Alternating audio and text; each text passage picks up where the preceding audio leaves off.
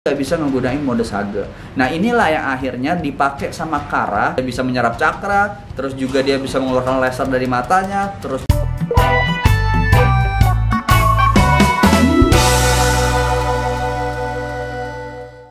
halo minasan, balik lagi barengan gue Ikram Afro tentunya di channel YouTube ini. Seperti biasa kita akan ngebahas seputaran anime, dan diantaranya gue masih akan ngebahas seputaran Boruto ya kali ini. Dan gue bakal ngebahas nih, menurut kalian sadar gak sih bahwa salah satu ninja di dunia Naruto itu memiliki kesamaan dengan pemeran utama yang ada di serial Boruto. Nah ini bakal gue bahas, dan gue pengen kalian ikut berpartisipasi. Komen di bawah gimana tanggapan kalian, dan kalau gitu langsung aja kita mulai. Tapi jangan lupa untuk subscribe, komen, like, dan juga follow akun Instagram dan TikToknya Ikram_Afro. Kalau gitu langsung aja kita mulai.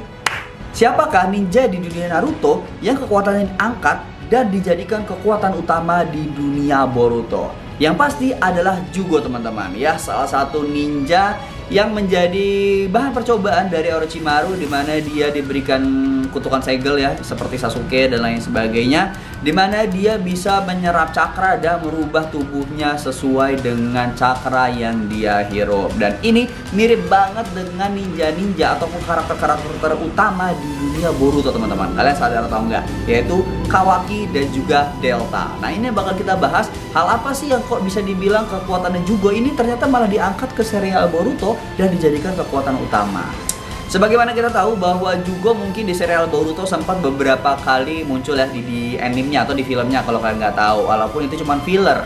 Jadi filler itu sebuah cerita yang nggak diceritain di manga atau di komik, dimana komik itu cerita inti, filler itu adalah cerita tambahan untuk memperpanjang serial animenya, teman-teman ya. Kalau kalian ingat itu serial episode berapa gue lupa ya, Jugo yang ngebahas tentang kutukan, dimana dia melawan ninja-ninja yang memberikan racun kutukan kepada para angsa-angsa ataupun hewan-hewan yang ada di suatu desa, teman-teman. Nah, kalau bisa dibilang Jugo ini termasuk salah satu penelitian Orochimaru yang bisa dibilang bagus, tapi bisa juga dibilang gagal. Jadi kalau kita bicara sedikit ya tentang kekuatan Jugo yang mungkin belum tahu, ini ada gambar-gambarnya. Jugo itu salah satu ninja yang klannya, memang dia punya klannya sendiri, dimana bisa berubah menjadi mode Sage seperti Naruto dan juga mungkin Jiraiya berubah jadi mode Sage, tapi dia nggak pakai teknik karena memang udah gennya, atau dia memang ninja yang mempunyai jurus seperti itu, dimana dia menyerap cakra alam ke dalam tubuhnya dan dia bisa mengendalikan itu. Tapi kalau misalkan cakra alam itu terlalu banyak masuk ke tubuhnya, maka tubuhnya akan berubah dan dia akan kehilangan kesadaran atau mengamuk, teman-teman. Nah itu bisa dibilang gambaran tentang kekuatan Jugo. Nah ini bisa dibilang mirip sama kekuatan Kawaki dan juga kekuatannya si Delta, teman-teman. Kenapa?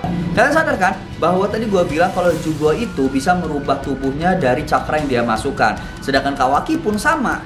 Walaupun di hasil penelitian sama sepertinya Delta, hasil pembuatan dari si Amado, mereka bisa merubah tubuh mereka. Kalau Kawaki bisa merubah tangannya, diantaranya yang baru kita lihat ya, tangannya berubah jadi pedang, jadi apapun hal yang dia inginkan. Sedangkan Delta lebih fokus kepada bagian kaki.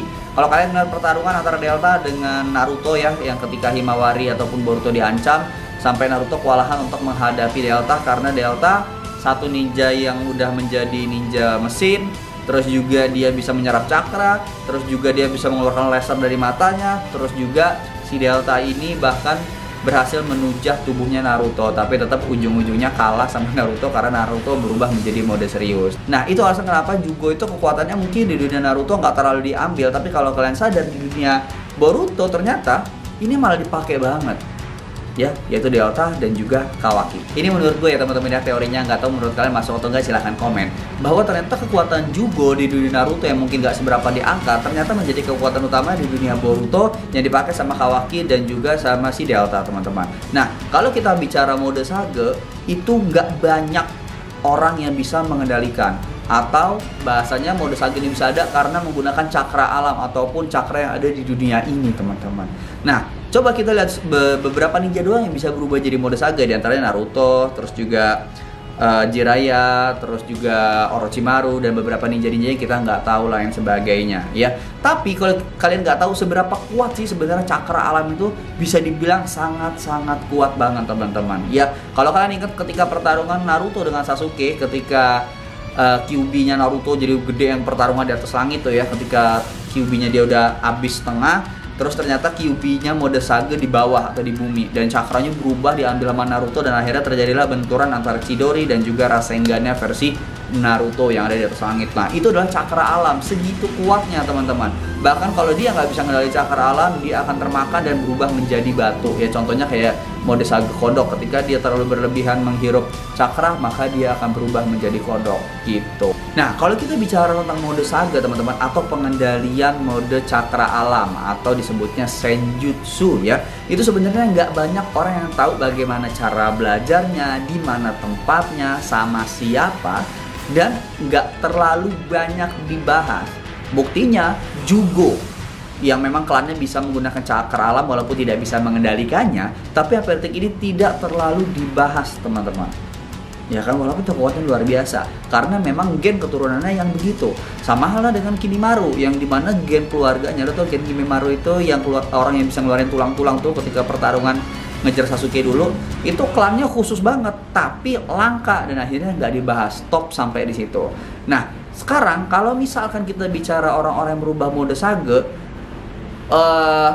Mitsuki temannya Boruto bisa berubah jadi mode Sage, Naruto bisa berubah jadi mode Sage, Jiraiya bisa berubah jadi mode Sage, Orochimaru bisa berubah jadi mode Sage. Tapi Tsunade mode Sage-nya kan belum tahu tuh. Siput mode Sage-nya mau gimana coba?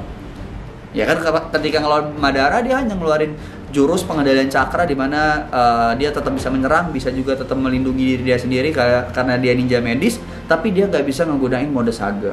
Nah inilah yang akhirnya dipakai sama Kara dan diterapkan Amado ke beberapa manusia-manusia yang dijadikan wadah untuk penelitiannya. Di antaranya ada Kawaki dan juga Delta teman-teman. Nah ini bakal menarik banget. Teori yang gue bahas ini akan muncul di Boruto chapter 189. Dan kalian bisa samain gimana menurut kalian, pendapat kalian.